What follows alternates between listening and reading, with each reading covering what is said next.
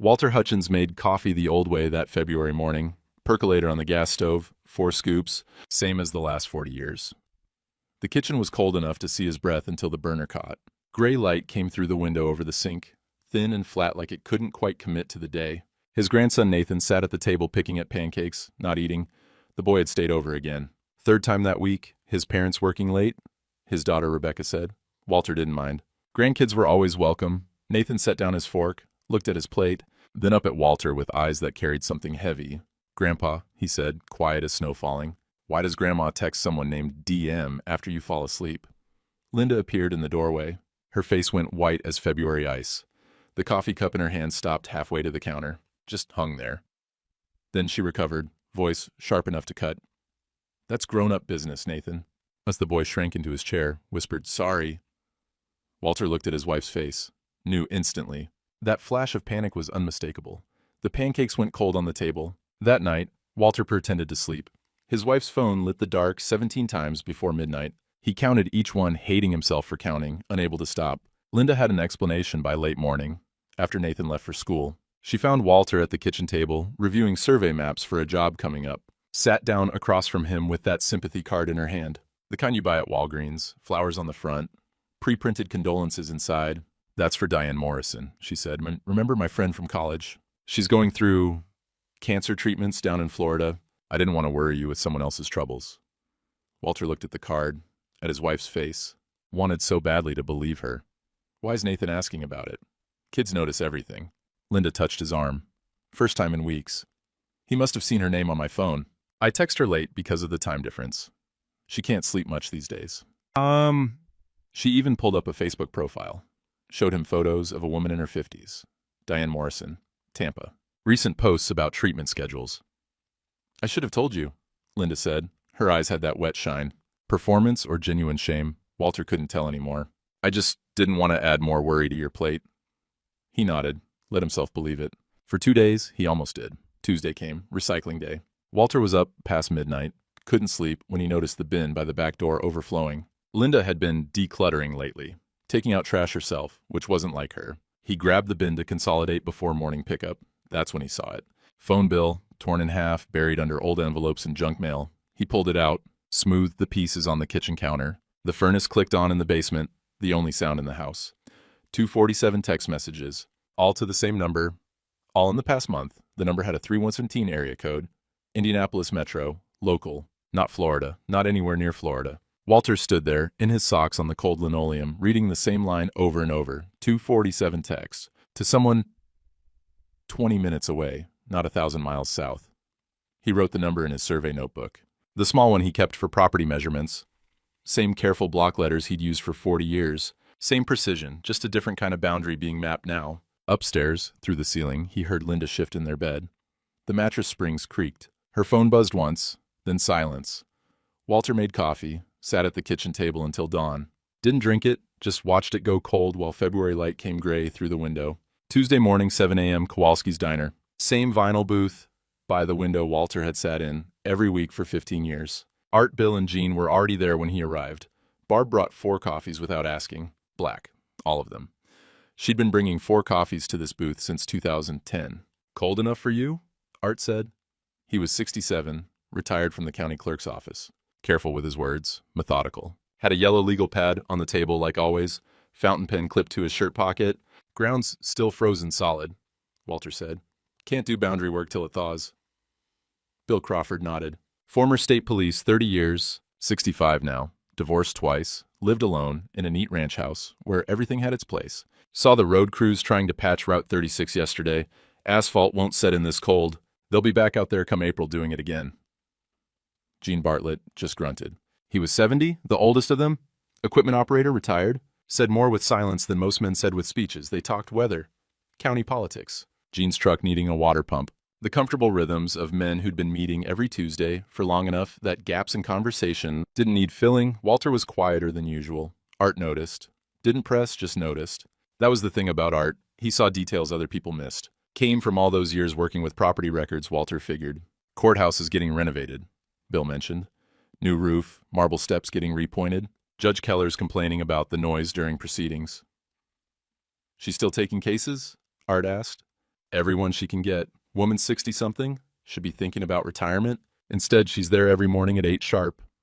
Walter paid his bill first. Unusual. Usually they split the check or took turns. He left a 5 on the table and headed out to his truck without his usual second cup. Art watched him through the window. Saw Walter sit in the cab for a minute before starting the engine. Something's eating at him, Art said, quiet. Gene nodded. Bill set down his coffee cup with a soft clink.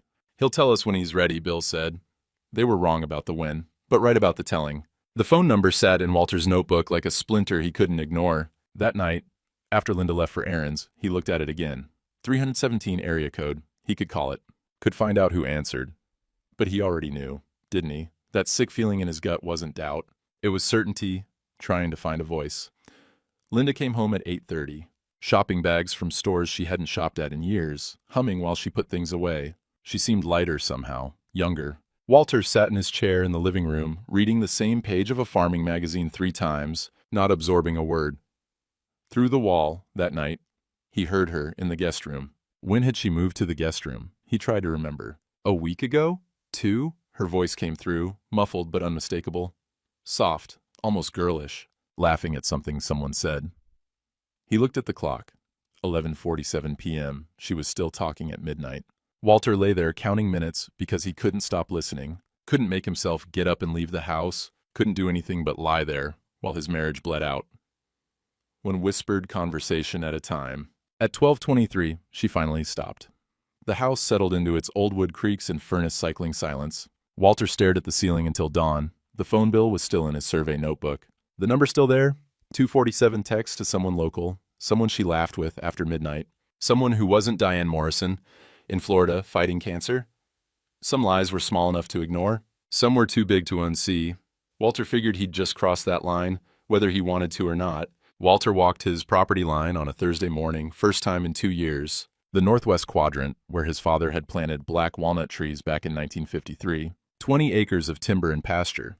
The back 40 they'd always called it, even though it was only 20. The ground crunched under his boots. Frozen solid still, though the sun was trying. His breath came out in clouds. A crow called from somewhere in the bare branches. That's when he saw it. Orange surveyor's flag. Bright against the gray-brown winter landscape. Tied to a metal stake driven into the frozen ground, Walter stopped. Stood there, looking at it like it was a snake that had appeared in his path. He walked closer, knelt down. The stake was fresh, professional grade, the kind surveyors use for boundary work, had markings on the flag, Lot 7. His father's walnut trees rose 40 feet behind the stake. 70 years of growth, Walter had climbed them as a boy. He pulled out his phone, took a photo, checked his GPS coordinates. Then he walked the line.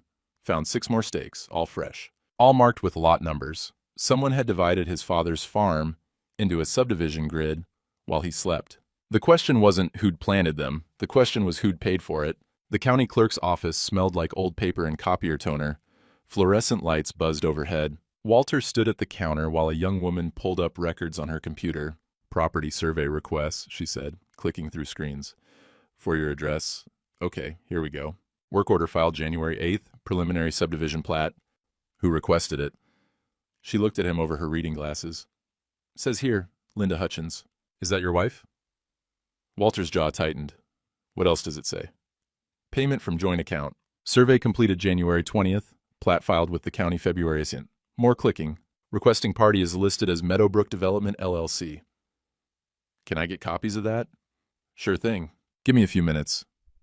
Walter waited by the window, watched cars in the parking lot. Ordinary people doing ordinary business. None of them finding out their wife had been subdividing their land behind their back. The clerk came back with a folder. That'll be $8 for copies. Walter paid. Took the folder to his truck before opening it. The subdivision plat showed 7 lots. Estate-style cabin sites, the description said. Starting price $485,000. Meadowbrook Estates, written in serif font across the top. Someone had already named the place where his father's trees stood. Someone had made it pretty for brochures. The work order had Linda's signature, right there in blue ink, clear as day, notarized and everything. Walter drove home with the folder on the seat beside him. His hands were steady on the wheel. That surprised him. He thought they'd shake. But they didn't. They were just still. Like they were waiting for the rest of him to catch up to what his eyes had seen. Linda was at the kitchen table when he got home. Laptop open, spreadsheets on the screen. She looked up when he came in. Walter set the folder down in front of her, didn't say anything. Just set it there and waited. She opened it. Her face didn't change much, just a tightness around her mouth. You've been checking up on me. I found survey stakes in the back 40. In Dad's walnut trees? Those trees are 70 years old, Walter. They're not productive. The land's not productive. We're sitting on $500,000 doing nothing with it. That land's been in my family since 1947. Linda closed the laptop, stood up. And what's it gotten us? You do survey work for other people's property while ours just sits there. We could retire. Actually retire, not this half-working thing you do. You signed the work order without telling me. I'm on the deed. I can request a survey. You're planning to subdivide my father's farm. Her voice went sharp. Our farm, Walter. I've lived here 38 years. I gave up my career for this place. For you. I think I've earned the right to want something better. Better than what? Than this. She gestured at the kitchen, the house, everything. Being broke on a dead farm in the middle of nowhere, watching you measure other people's property lines for $20 an hour. I deserve more than this. I deserve half of everything, minimum. Walter looked at his wife, really looked at her. The woman he'd married 38 years ago was somewhere in there, but he couldn't find her anymore. You planning on asking me, or were you just gonna do it? I'm asking now, aren't I? Linda's eyes were cold. Meadowbrook wants to partner with us. They handle everything. Permits, infrastructure, marketing. We'd get 40% of sales. That's nearly $4 million. Walter, when was the last time you made $4 million measuring fence lines? When was the last time you texted Diane Morrison in Florida? Linda went still, just for a second. Then she grabbed her laptop and walked out. He heard her footsteps on the stairs, heard the guest room door close, not slam close, like she'd been planning this move for a while and was just executing it now. That night, through the guest room wall, Walter heard her voice again, soft, girlish, laughing. He lay in the bed they'd shared for 38 years and listened to his wife fall in love with someone else in a room 10 feet away. At 11:47, she was still talking. Walter stared at the ceiling and thought about his father walking those same property lines, planting those walnut trees when Eisenhower was president, how he'd said, "A man who knows his boundaries knows himself." His father had known his boundaries. Walter had thought he knew his too. Turned out he'd been wrong about where the lines were drawn, wrong about a lot of things. The house settled around him, old wood creaking, familiar sounds in an unfamiliar silence. Outside, February wind moved through bare branches. Inside, his wife laughed at something someone said. Someone who wasn't him. Someone who wanted his father's trees cut down and turned into cabin lots for rich people from Indianapolis. Walter closed his eyes, didn't sleep, just closed them and waited for dawn. Some nights, that's all a man can do. The days that followed had a hollow quality to them. Walter made coffee every morning, still 4 scoops, still the percolator, but the ritual felt mechanical now. Something he did because he'd always done it, not because it meant anything. Linda left early, came back late. They moved around each other like strangers in a boarding house. She'd taken all her things to the guest room. Her side of the closet was empty except for the hangers, which rattled when he walked past. Walter went through the motions, checked his survey equipment, answered calls about jobs, paid bills on time, fixed the screen door hinge that had been squeaking for a month. All the things a man does when he doesn't know what else to do. At night, he'd sit in his chair with a farming magazine open on his lap, reading the same articles over and over without absorbing a word. Through the wall, Linda's voice would drift in, soft conversations that went late, laughter he hadn't heard from her in years, maybe ever.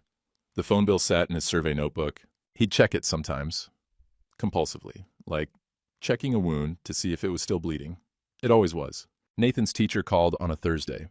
"Mr. Hutchins, this is Mrs. Henderson, Nathan's teacher." Walter was in his truck outside the hardware store. He'd been sitting there for 10 minutes, engine off, not quite ready to go inside where he might see people he knew. "Is everything all right?" he asked. "That's what I wanted to ask you." Her voice had that careful quality teachers use when they're worried, but don't want to overstep. "Nathan's been in the nurse's office 3 times this week with stomach aches. He's not himself in class. Withdrawn. His grades are slipping." Walter felt something tighten in his chest.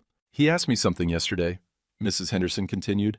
"Asked if keeping secrets makes you sick. I thought I should reach out, make sure everything's okay at home." "Everything's fine," Walter heard himself say. The lie tasted like copper.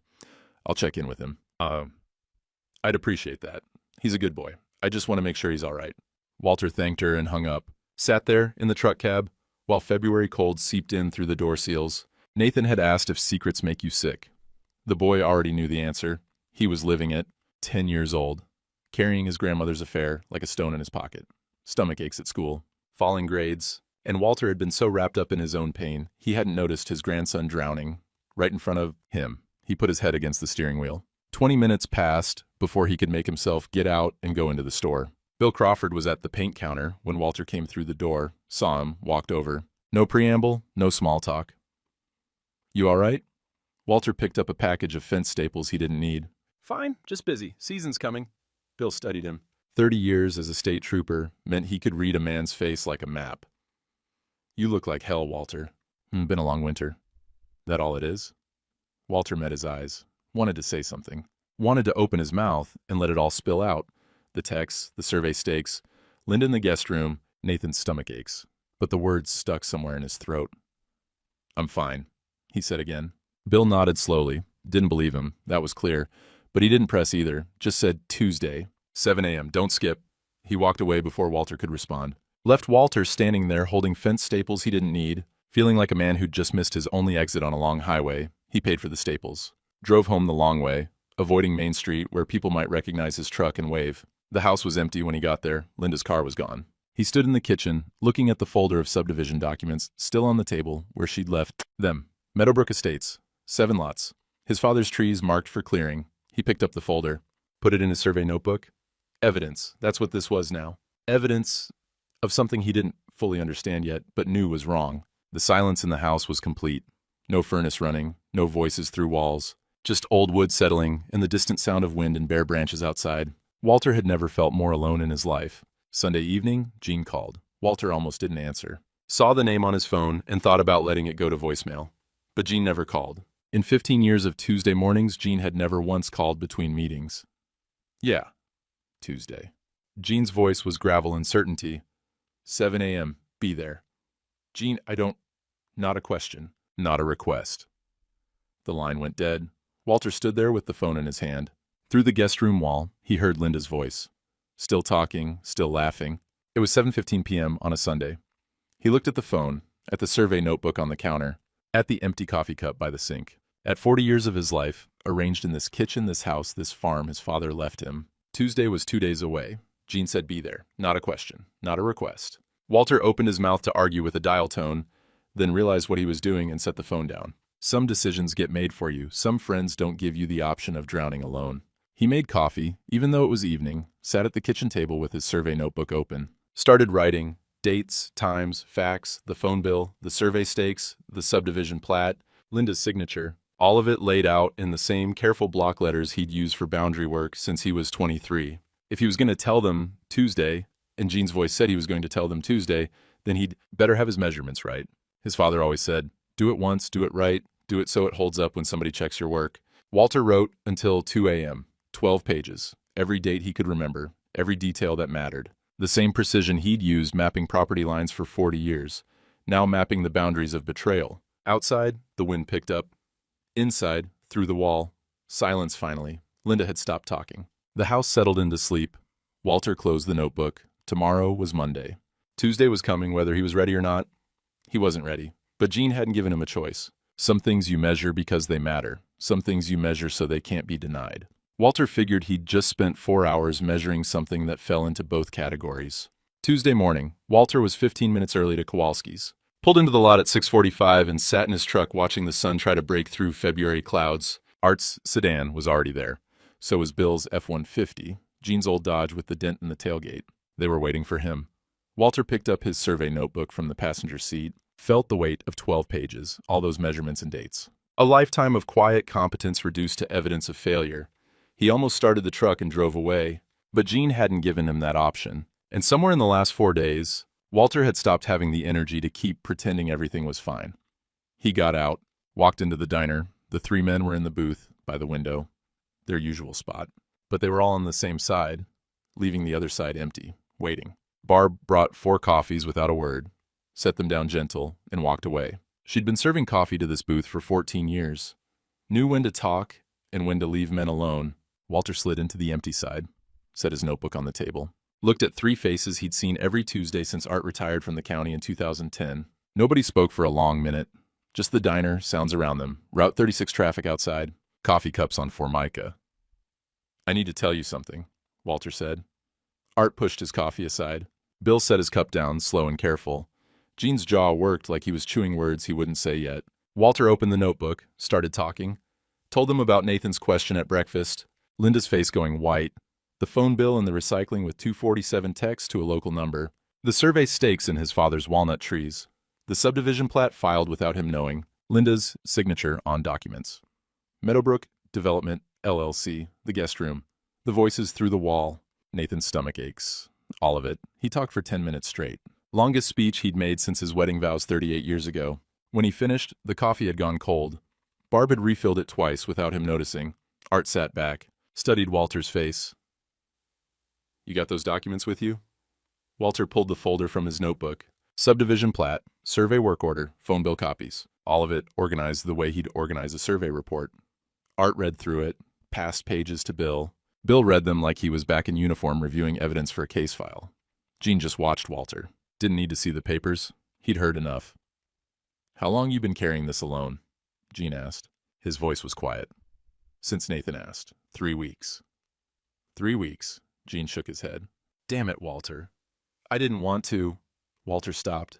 Didn't know how to finish that sentence. Didn't want to what? Admit failure. Look weak. Burden friends with his problems. Didn't want to ask for help. Gene finished for him. I know. Did the same thing in '09. Watched my marriage fall apart for 6 months before I told anybody. By then it was too late to save anything. Lost half my savings. The house. Damn near lost my mind. Bill looked up from the documents. This subdivision plat, she filed it 8 weeks ago. You're on the deed, right? Added her name 3 years ago. For estate planning, she said. That was the setup. Bill's voice had that cop flatness. Statement of fact, no emotion. This isn't impulse, Walter. This is planned. Art tapped the LLC registration with his finger. Meadowbrook Development. You know who runs that? No idea. I can find out. Still, got friends at the county. Someone filed this. Someone's got plans for your land. He pulled out his yellow legal pad, the fountain pen from his shirt pocket. You need to document everything, every conversation, every text you can verify. Every date something changed. Make it systematic. He slid the legal pad across the table. Walter stared at it. Clean yellow pages, graph paper lines. Art's neat handwriting across the top. Documentation log, W. Hutchins. I don't know if I can... You're a surveyor, Art said. You've been documenting boundaries for 40 years. This is just a different kind of boundary. Same principles apply. Bill leaned forward. Phone records. You need official copies with account details. Screenshots won't hold up if this goes to court. Request them from the carrier. They have to provide them if you're on the account. Court? Maybe. Depends how she plays it. Bill's expression was grim. But documentation is everything. Chain of custody, dated entries, witness statements. You do it right from the start, you've got options. You do it sloppy, you've got nothing. I already wrote some stuff down, Walter said, touching his survey notebook. That's good. Keep doing it. Every day. Times, dates, what was said, who was there, like you're documenting a property line. Exact same discipline. Gene spoke up. I waited too long. Told myself it would work out.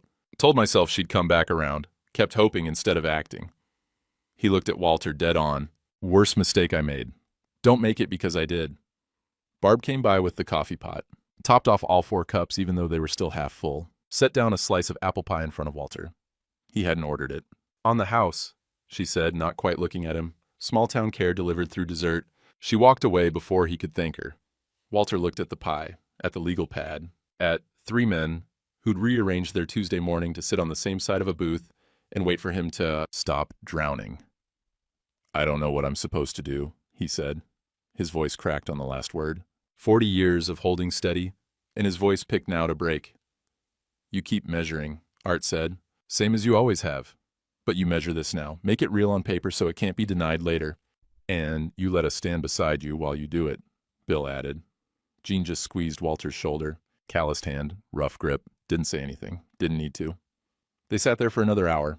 Went over the documents again. Art made notes. Bill explained evidence procedures, chain of custody, dated entries, witness corroboration. Gene mostly stayed quiet, but his presence was steady as a fence post. By the time they left, Walter had a plan. Document everything. Request official phone records. Check for other changes. Deeds, bank accounts, anything Linda might have altered.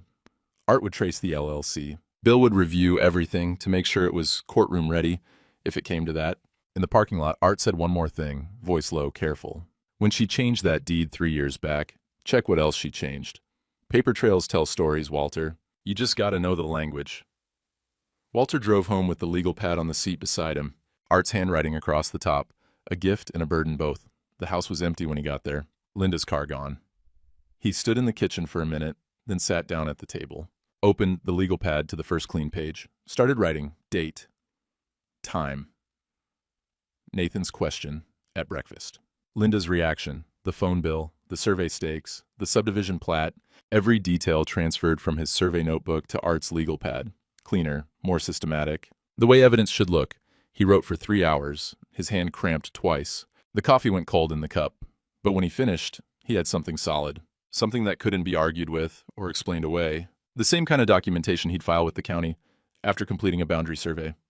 Professional. Precise. True. His father used to say, a man who knows his boundaries knows himself. Walter was learning his boundaries all over again, finding out where the lines actually were, not where he'd hoped they'd be. Outside, afternoon light came gray through the kitchen window. The house was quiet. Linda wouldn't be home for hours. Walter looked at the legal pad. 12 pages of careful documentation. The truth laid out in block letters and dated entries. Some things you build to last. Some things you build because they're already falling down, and you need to show how it happened. Walter figured he'd just done both. He made fresh coffee, sat at the table while it brewed, listened to the percolator hiss and burble. 4 scoops. Same as always. Some rituals held. Some things stayed true even when everything else went crooked. That was something. Not much, but something. Art's legal pad sat on the table. Evidence of betrayal, yes, but also evidence of friendship, of men who showed up when called, of standing beside someone doing the hardest work of his life. Walter drank his coffee. It was bitter and strong and exactly what he needed.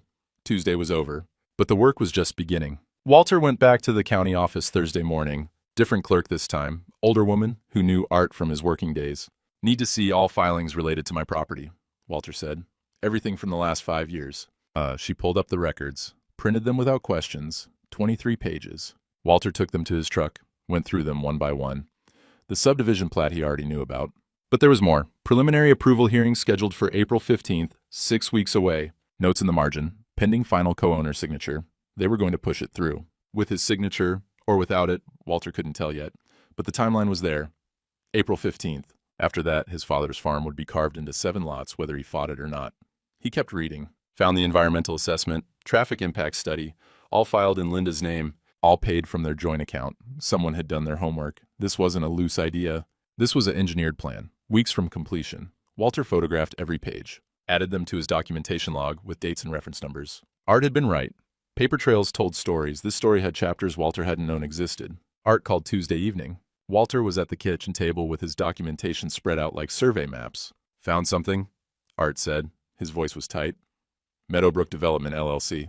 Registered agent is Dennis Michael Morrison. Ring any bells? Walter went still. DM. That's what I thought. Ran him through property records. Owns 3 rental properties in Carmel. High-end stuff. Also cross-referenced with your wife's employer history from public records. And? Dennis Morrison was her supervisor at the insurance company.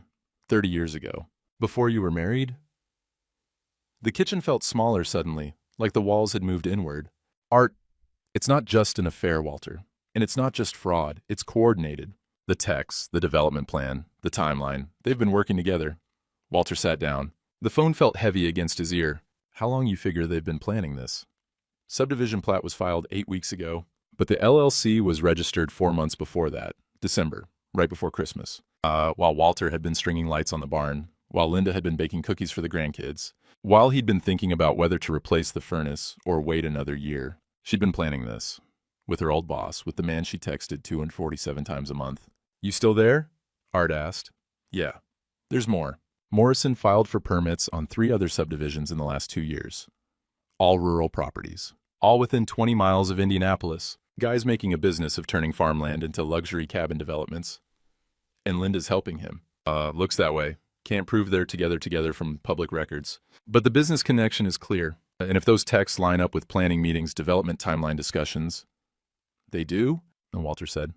I checked. Every spike in text activity matches a filing date or approval deadline. Art was quiet for a moment. You keeping good notes on this? Every date, every number, bills, procedures. Good, because this isn't just divorce territory anymore. This is fraud. Property fraud. If she's trying to force a sale without proper co-owner consent, if Morrison's involved in that, Judge Keller hates property fraud more than anything. How do you know what Judge Keller hates? Worked with her for 15 years when she was county prosecutor. Saw her take down 3 developers who tried shady land deals. She's mean about it, Walter. Real mean. Walter looked at his documentation. 12 pages had become 40. Phone records, property filings, LLC registrations, text message timelines, all of it cross-referenced and dated. His father's voice in his head. Do it once. Do it right. What do I do now? Walter asked. Keep documenting. I'll keep digging. And Walter, get Bill to help you request those official phone records. Not screenshots. Official carrier records with metadata.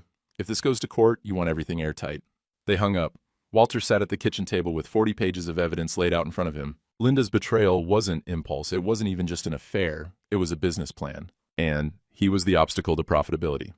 Through the guest room wall, her voice drifted down, laughing, soft and young-sounding, talking to Dennis Morrison probably, planning the next steps. April 15th was 6 weeks away. The hearing that would decide whether his father's farm became Meadowbrook Estates. Walter added Art's information to his log. Dennis Michael Morrison, developer, Linda's old boss. The DM from 247 text messages. Some puzzles came together all at once. Some betrayals revealed themselves in layers, each one deeper than the last. Walter had just hit bedrock, and it was colder down there than he'd imagined. 3 weeks crawled by like wounded animals. Linda's lawyer sent papers, thick envelope, law firm letterhead, petition for dissolution of marriage, informal language that made 40 years sound like a business, contract being terminated. She wanted 60% of the farm's assessed value, spousal support, half the retirement accounts. The papers laid it out in numbered paragraphs, clinical and cold. She left them on the kitchen table, didn't hand them to Walter, just left them there like a note about picking up groceries. He photographed every page, added them to his documentation. Linda was confident now. He could see it in how she moved through the house. Shopping bags from stores in Carmel, new clothes, hair freshly colored. She'd started going to the gym, came home in expensive workout gear. She was getting ready for something, or someone. Walter tracked it all, time she left, odometer readings when she came back. 43 miles round trip usually. Same as the distance to Morrison's office address Art had found. Some investigations didn't need a detective, just a man who paid attention. The courthouse hearing was set. April 12th, 3 days before the subdivision approval deadline. Linda's lawyer had timed it perfectly. Rebecca called on a Saturday, Walter's daughter. She was 38 now, worked as a dental hygienist, had 2 kids, his grandkids. Dad, can we meet? Just us. Mom doesn't need to know. They met at a coffee shop in the next town over. Neutral ground. Rebecca looked tired, worried. Mom's been talking to me, she said, about the divorce. Her version. I figured. She says you're being unreasonable, that she just wants her fair share, that you're trying to keep everything out of spite. Walter pulled out a folder. The edited version of his documentation. Phone records, subdivision plat, LLC registration. Not everything. Rebecca didn't need to know about late-night conversations through walls, but enough to show the truth. She read it slowly. Her face changed when she got to the subdivision plat. She was going to sell Grandpa's farm without telling you? Already filed the paperwork. April 15th, approval hearing. Rebecca set the papers down. Her hands were shaking slightly. Dad, I didn't know. She told me you two were just growing apart, that it was mutual, that the property stuff was just standard divorce things. It's not mutual, and it's not standard. Dennis Morrison. Rebecca tapped the LLC registration agent. She mentioned him, said he was an old friend helping with financial planning. I thought... She stopped, looked at her father. I'm sorry, I should have asked you sooner. You were trying to stay neutral, that's fair. No, Rebecca's voice was firm. It's not fair. You're my father, and she's been coaching me to take her side without telling me the whole story. That's not neutral. That's manipulation. She closed the folder, pushed it back across the table. Nathan and Emma can come visit on Saturdays again, starting next week. I'll bring them myself. Linda might not like that. I don't really care what Linda likes right now. Rebecca's jaw was set. She looked like her grandfather in that moment, stubborn, principled. She lied to me, used her own grandkids, that's done. They talked for another hour. Rebecca asked about the hearing. Walter explained Bill's evidence preparation, Art's research, the timeline. She listened carefully, asked good questions. When they left, she hugged him. First time in months. You're going to be okay, Dad. Walter nodded. Wasn't sure he believed it yet. But hearing his daughter say it helped. The nights were the hardest. Walter would lie awake listening to silence now. Linda had stopped talking through the wall. Maybe she'd gone somewhere else. Maybe Morrison's place. Walter didn't know and didn't want to. He walked the property lines every morning, 5:30, before dawn. Touched his father's original boundary markers. Iron stakes from 1947 still standing true. The survey stakes were gone now. Walter had pulled them all out, photographed the holes, documented their removal. His land, his boundaries, his to defend. He found his father's old survey transit in the barn. Brass and steel, mechanical, no electronics, 70 years old and still accurate. Walter set it up one morning, checked the sight lines. Perfect. They built things to last back then. Built them right. The April morning 3 days before the hearing, Walter found something under the refrigerator. Nathan's drawing from months ago.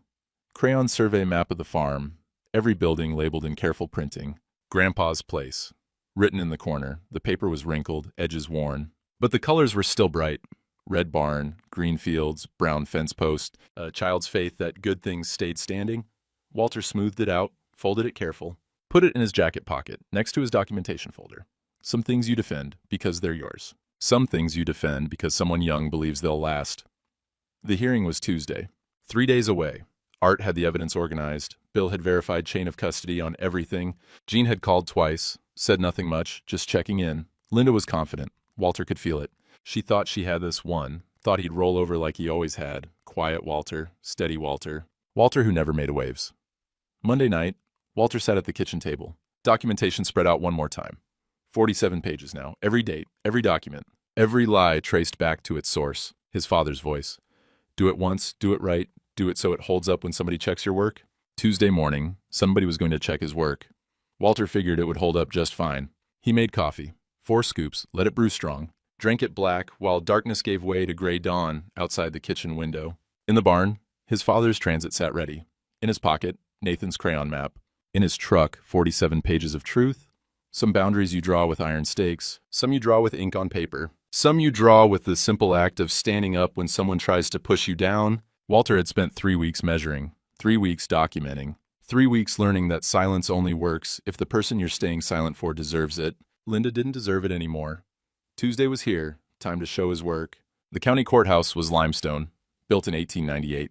Marble steps worn smooth from a century of people carrying their troubles up into those halls. Walter climbed them at 8:30 Tuesday morning, Art and Bill flanking him, Jean right behind.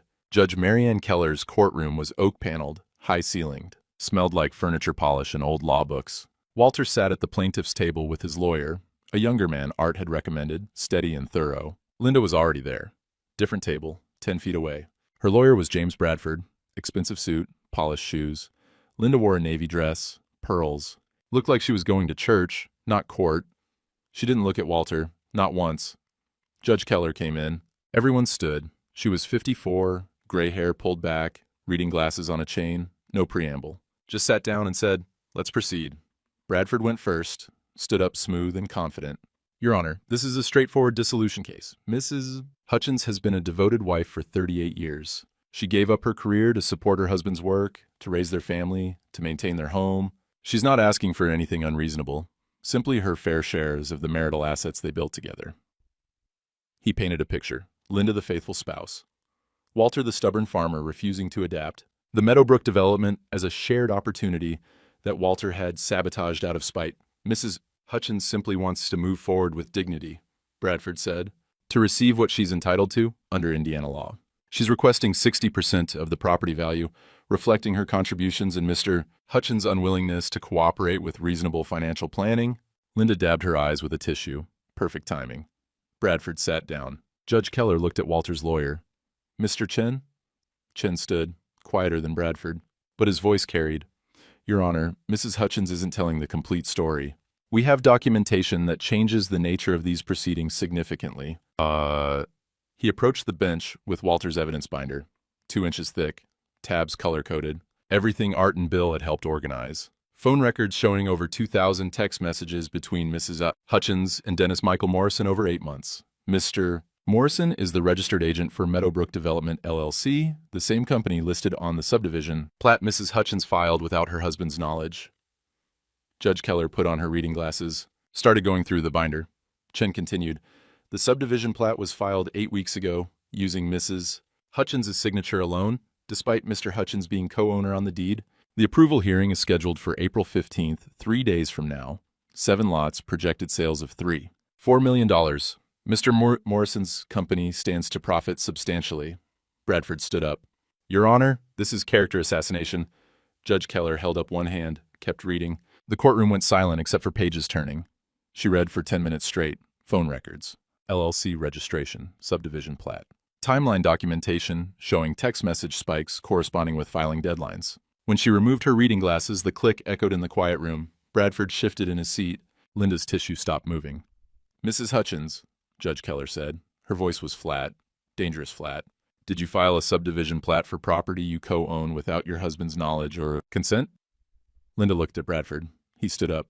Your Honor, Mrs. Hutchins is on the deed. She has every legal right to explore development options. I asked Mrs. Hutchins a direct question, Mr. Bradford. Linda stood. Her voice was smaller than before. I requested a preliminary survey. That's not illegal. On a preliminary survey with lot numbers, price projections, and an approval hearing in 3 days? Silence. And Mr. Dennis Morrison. How long have you known him? He's an old colleague. He offered professional guidance. 2,000 text messages in 8 months. Many sent late at night. That's quite a bit of professional guidance. Judge Keller looked at Bradford. Your client coordinated a property subdivision with a romantic partner using marital assets without co-owner consent. Is that your defense? Bradford requested a recess. His confidence had evaporated like morning dew. Judge Keller granted 30 minutes. The hallway was cooler. Walter stood by the window while Art and Bill talked quietly nearby. Jean just stood there, solid as a fence post. Down the hall, Linda was crying. Not sad tears, angry ones. Bradford was talking fast, hands moving. Through the glass, Walter could see Dennis Morrison leaving through the side exit. Quick steps. Didn't look back. Rebecca appeared from somewhere. Put her hand on Walter's arm. You okay, Dad? Don't know yet. You did good in there. Walter looked at his daughter, then at Art and Bill and Jean. At 47 pages of documentation that had held up under scrutiny. At truth, that couldn't be argued with because it was measured right. We'll see, he said. Judge Keller's clerk came out. She's ready. They filed back in. Linda's eyes were red. Her lawyer looked like a man who'd just watched his case collapse. Judge Keller didn't sit down. I'll have a ruling in 72 hours.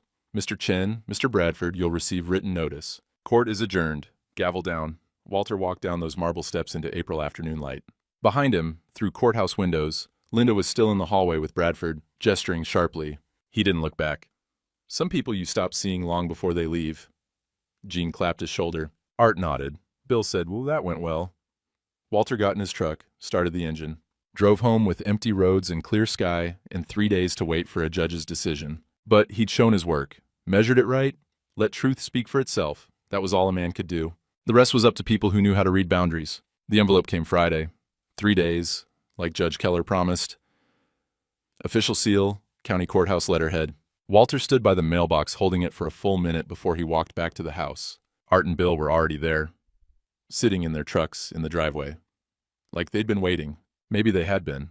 Walter held up the envelope. They got out, followed him inside. Jean pulled up 5 minutes later. Nobody had called him. He just knew. Walter opened the envelope at the kitchen table. 4 men standing around while he read legal language that would determine whether his father's farm stayed. His father's farm? The ruling was 8 pages. Walter read it twice, then handed it to Art. Art read it aloud.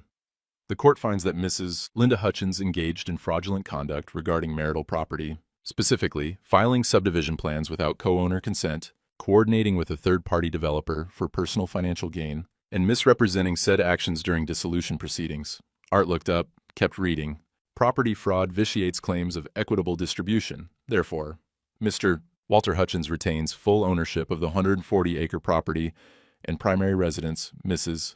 Hutchins is awarded $47,000 as settlement, calculated from her documented non-fraudulent financial contributions to the marriage. No spousal support is awarded due to fraudulent intent. Mrs. Hutchins has 30 days to vacate the premises. Silence in the kitchen, just the refrigerator humming and the clock ticking on the wall. Bill spoke first. You won. Walter sat down. Yeah. Judge Keller tore her apart in the reasoning section, Art said, still reading. Listen to this. The court notes, with particular disfavor, the defendant's attempt to portray coordinated property fraud as mere financial planning.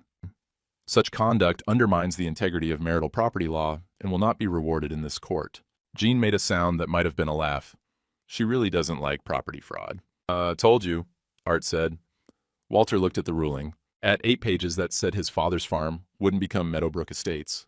That 70-year-old walnut trees would stay standing. That Nathan's crayon map, Grandpa's place, was still accurate. He should feel something. Victory, maybe. Relief. Mostly he just felt tired. "I need to call Rebecca," he said. Art nodded. "We'll give you space." "No." Walter stood up. "Stay, please." So they stayed while he called his daughter, told her the ruling, heard her voice break with relief on the other end. "Can we come tomorrow? Bring the kids?" "Yeah, that'd be good." After he hung up, Bill made coffee. 4 cups. Nobody said much. Didn't need to. They'd been meeting Tuesday mornings for 15 years. Knew how to sit with a man when words weren't the point. Art finally spoke. "Linda's got 30 days. She'll probably move faster." "Probably. You want us here when she does?" Walter thought about it, shook his head. "No, this is between her and me, what's left of it." Gene squeezed his shoulder. Same rough grip as always. "You did good, Walter. Your dad would be proud." That's when Walter felt it. Not victory, not relief, just a quiet certainty that he'd done what needed doing. Measured the boundaries. Showed the work. Let truth speak. His father would have done the same. Linda moved out in 6 days. Didn't take the full 30. U-Haul in the driveway on Thursday morning. 2 young men loading furniture. Walter watched from the porch. Didn't help, didn't hinder. Just watched his wife of 38 years pack up like they'd been roommates. Not partners. She took the guest room furniture. Her clothes. Some kitchen things. The TV from the living room. Left the wedding photos. Left the quilt her mother made them. Left 40 years like it was something you could just walk away from with a security deposit. No final conversation. She left the keys on the kitchen counter. Didn't say goodbye. The U-Haul pulled out at 2:15. Walter stood at the window and watched it go down the driveway. Turn onto Route 36, disappear into April afternoon. The house felt different immediately. Not lighter, exactly, just different, like the walls had been holding their breath and could finally exhale. Walter changed the locks that afternoon. All the doors. New deadbolt on the front. New padlock on the barn, bright brass that caught the light. His house, his land, his locks. The guest room door stood open. Empty walls, bare mattress. Sun coming through the window where Linda's things used to block it. Walter closed the door, left it closed. Some rooms you don't need anymore. That night, he made coffee. Started to reach for the percolator, then stopped. Looked at it, sitting there on the shelf. 4 scoops, 40 years, the ritual of it. But that was Linda's coffee too, their coffee. The morning routine of a marriage that didn't exist anymore. Walter took down the basic pot from the back of the cabinet. Made coffee the simple way, 4 scoops. Same amount, just a different method. It tasted fine, maybe better. Hard to tell if that was the coffee or just the fact that he could drink it without listening through walls. The house settled around him.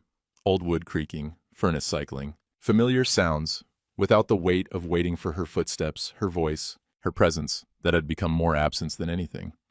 Walter sat at the kitchen table until dark, then sat some more. Lonely? Yeah, but honest lonely. The kind you could live with because it wasn't pretending to be something else. Tuesday morning, 7 a.m., Kowalski's Diner. Walter pulled into the lot. 3 trucks already there. Art's sedan, Bill's F-150, Gene's old Dodge. He walked in, the booth by the window. 4 men instead of 1 man, hiding among 3. Barb brought 4 coffees. Set down 4 slices of pie without being asked. Apple. Cinnamon steam rising. Heard about the ruling, she said. Glad it worked out right. She walked away before Walter could respond. Small-town care delivered in pie, and knowing when not to make a fuss. Art raised his coffee cup. Didn't say anything, just raised it. Bill and Gene did the same. Walter raised his. They drank coffee. Ate pie. Talked about Gene's water pump finally being replaced. About Bill's granddaughter making honor roll. About the road crews on Route 36 doing the same patchwork they'd done last year. Normal conversation. Tuesday morning rhythms. The comfortable silence of men who'd stood beside each other when standing beside mattered. When they were leaving, Art said casual like, Rebecca mentioned bringing the kids Saturday for planting. Garden needs tilling, Walter said. Gardens always need something, Gene added with a half smile. They headed to their trucks. Still meeting next Tuesday. Some things didn't change, just because other things did. Walter sat in his cab for a minute, looked at the diner, at 3 trucks driven by 3 men who'd given him a legal pad, a plan, and the reminder that asking for help wasn't weakness. His phone buzzed. Text from Rebecca. Kids want to know what vegetables you're planting. Emma says she wants tomatoes. Walter typed back. Tomatoes it is. See you Saturday 9 a.m. He started the truck. Drove home to an empty house that was honestly empty now. No pretending. No voices through walls. No survey stakes in his father's trees, just quiet, just space. Just the work of figuring out what came next. The farm was his, the boundaries held. Nathan's crayon map was still accurate. Some victories were hollow, some were just honest. Walter figured this was the second kind. And honest, he could live with. Saturday morning came with clear skies and warming ground. First real spring day after a winter that had lasted longer than seasons usually do. Rebecca pulled up at 9 with Nathan and Emma. The kids tumbled out of the car before she'd even turned off the engine, Nathan carrying a notebook. Emma with gardening gloves too big for her hands. Walter was waiting by the barn, tiller already out. Garden plot marked with string lines running straight and true. "Grandpa!" Emma ran up and hugged his legs. 7 years old and all energy. Nathan was more careful, hung back a little, like he wasn't sure if things were okay now or just pretending to be okay. Walter knelt down, looked his grandson in the eye. "You did right telling me," he said. "Secrets like that aren't yours to carry. Never were." Nathan's shoulders dropped, relief visible. "I'm sorry I didn't tell you sooner." "You told me when you could. That's enough." The boy nodded, looked lighter, somehow. Like a weight he'd been carrying for months finally got set down. Rebecca stood by her car, watching. Walter met her eyes. She smiled. Real one. Not the careful kind she'd been using since Christmas. "What are we planting?" Emma asked, bouncing on her toes. "Tomatoes. Beans. Couple rows of corn if we've got time." "Where?" Walter pointed to the northwest corner, where Linda's survey stakes had been, where Meadowbrook Estates was supposed to start. "Right there. That's good soil. Gets full sun." They spent the morning turning earth. Walter ran the tiller first, breaking up ground that hadn't been worked in years. Then Nathan helped mark the rows. 12 inches between plants, measured with a wooden ruler that had been Walter's father's. "Why's it got to be exactly 12 inches? Emma asked. Walter knelt between them. "Things grow better when they've got proper room, not too crowded, not too far apart, and because your great-grandpa taught me this way, now I'm teaching you." Nathan held the string line taut while Walter placed the first marker. Emma followed behind with seedlings, setting them gentle in the holes they'd dug. The work was simple, physical, the kind of thing that quiets the mind because your hands are too busy to let it wander. Rebecca brought lemonade at 11. They sat on the porch steps while the kids ran around the yard. "How are you doing, Dad?" "Really?" Walter watched Nathan chasing Emma around the garden plot, careful not to step on the new plantings. Good kids, respectful of things that were trying to grow. "Lonely?" he said. "But okay, those can both be true." "Yeah, they can." They sat quiet for a while. Comfortable silence. The kind family earns through showing up when showing up is hard. "Art mentioned Barbara Henley from church," Rebecca said, careful-like. "Mom's been gone 3 weeks now. It's okay if I'm not ready." "Okay. May never be." "That's okay too." Walter nodded. His daughter understood. Some people wanted rescue. Some people just wanted space to figure out who they were without the weight of who they'd been with. Walter was the second kind. Tuesday morning came around again. This time Walter brought Nathan. The boy sat at the booth between Walter and Jean, looking small among grown men, but trying to sit tall anyway. Barb brought 5 coffees, looked at Nathan, went back and brought hot chocolate instead. Whipped cream on top, didn't charge for it. "You know what a property line is?" Art asked Nathan. "Grandpa's teaching me. It's the edge where one person's land ends and another's starts." "That's right. And you know how we find those lines?" Nathan pulled out his notebook, showed art sketches he'd been making. Crude, but careful. Fence posts, corner markers, trees used as reference points. Art studied them serious. "These are good, real good. You've got an eye for detail." The boy beamed. Bill leaned over. "See this map?" He unfolded a topographic survey. "These wavy lines show elevation. Close together means steep, far apart means flat. Can you tell where the hill is?" Nathan studied it, pointed. "There?" "Exactly right." Jean didn't say much, just watched the boy learn. But when Nathan asked about his truck engine, why it sounded different from Rebecca's car, Jean explained, "Diesel versus gas for 10 minutes. Patient, thorough." The most words Walter had heard him speak at one sitting. They sat there for an hour, 4 men and 1 boy, passing down knowledge that didn't seem important until you needed it. Then it became the difference between knowing your place in the world and wandering lost. When they left, Art said to Walter, "Bring him regular, if you want." He'd like that. So would we. In the parking lot, Nathan looked up at Walter. "Are those your best friends?" Walter thought about it. 15 years of Tuesday mornings. A legal pad when he needed one. Standing beside him in a courthouse, teaching his grandson without being asked. "Yeah," he said.